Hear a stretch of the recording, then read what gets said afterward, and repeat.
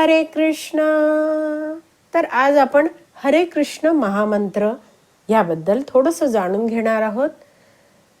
हरे कृष्ण कृष्ण कृष्ण हरे हरे, हरे राम राम राम हरे हरे.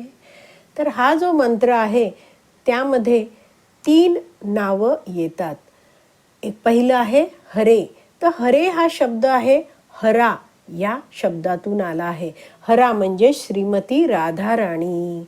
आणि जसं सीता आहे तिला पुकारताना कसं म्हटलं जातं, सीते, तसं हरा ह्या राधाराणीला पुकारताना ते हराचं होतं हरे.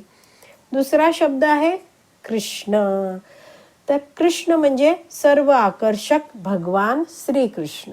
आणि तिसरा शब्द आहे राम. राम म्हणजे आनंदाचे भांडार आहेत ते. श्रील प्रभुपाद समजवतात की हरा हा शब्द म्हणजे भगवंतांच्या शक्तीला केलेलं संबोधन आहे, पुकारलेलं आहे. आणि कृष्ण आणि राम हे शब्द म्हणजे प्रत्यक्ष भगवंतांना केलेलं संबोधन आहे. तर ही जी हरा आहे ती भगवान श्रीकृष्णांची सर्वश्रेष्ठ अशी लादिनी शक्ती आहे. आणि तिचे उच्चारण हरे असे केले जाते. आणि ही लादिनी शक्ती आपल्याला म्हणजे आपण सगळे जे हरे कृष्ण महामंत्राचा जप करतो आहोत त्यांना भगवंतांपर्यंत पोहोचण्यास सहाय्य करते. तर श्रीमती राधाराणी जी लादिनी शक्ती आहे ती अतिशय कृपाळू आहे आणि ती आपल्याला भगवंतांकडे नेण्यासाठी मदत करते.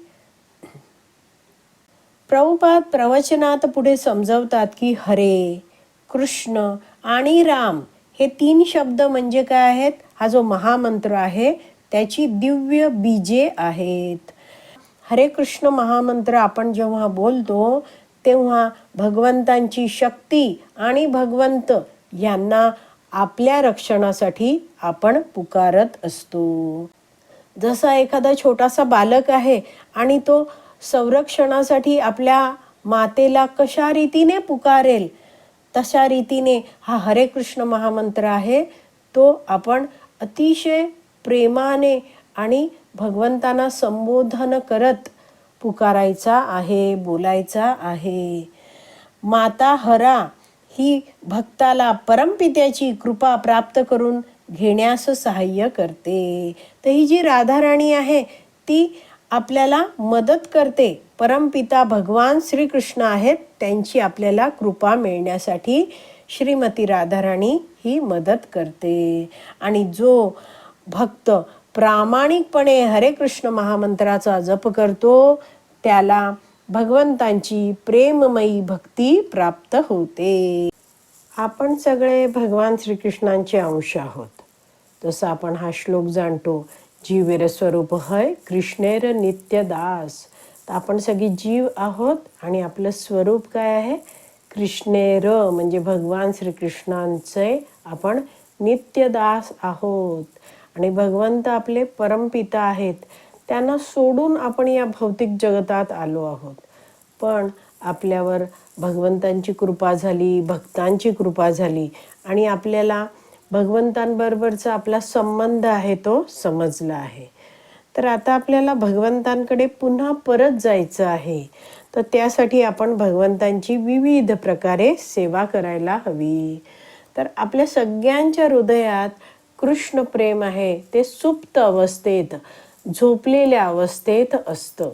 आणि जेव्हा आपण रोज नित्य नियमाने हरे कृष्ण महामंत्राचा जप करतो तेव्हा हा जो हरे कृष्ण महामंत्र आहे त्याचा दिव्य ध्वनी घेतल्यामुळे, पुन्हा पुन्हा तो ध्वनी बोलल्यामुळे, तो मंत्र बोलल्यामुळे आपल्या हृदयातील भगवान श्रीकृष्णाप्रतीचं जे आपलं प्रेम आहे ते हळूहळू हळूहळू जागृत होऊ लागतं. तर हा हरे कृष्ण महामंत्र म्हणत भक्त भगवंतांना प्रार्थना करतो की हे राधाराणी, हे भगवंता, कृपा करून मला आपल्या सेवेत घ्या. तर अशा प्रकारे आपण थोडक्यात हरे कृष्ण महामंत्र जाणून घेतला आहे. एकदा हरे कृष्ण महामंत्र अगदी हृदयपूर्वक बोलूया. हरे कृष्ण कृष्ण कृष्ण हरे हरे, हरे राम राम राम हरे हरे. हरी बोल.